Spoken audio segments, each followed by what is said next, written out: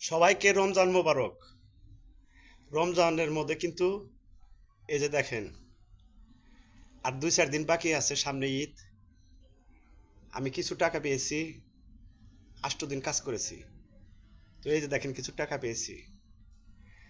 তো ইনশাল্লাহ ঈদের মধ্যে মেয়েদেরকে কিছু কাপড় চোপড় কেনাকাটা করাবো, আমার বাবা মাকে দেব, বউকে দেব।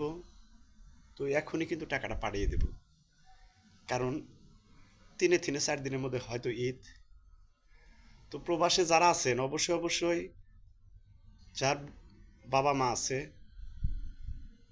বউ বাচ্চা আছে, অবশ্যই অবশ্যই যাই কিছু পারেন। যেহেতু মালদ্বীপে রমজান মাসে কোনো কাজ হয় না, কম হয়, তারপরেও 8 দিন ডিউটি করেছি। এই যে দেখেন, 1,000 টাকা পেয়েছি। এই টাকাটি বাড়িতে পাঠিয়ে দেব, যাতে ওরা কিছু কেনাকাটা করতে পারে, ঈদের কিছু মার্কেট করতে পারে।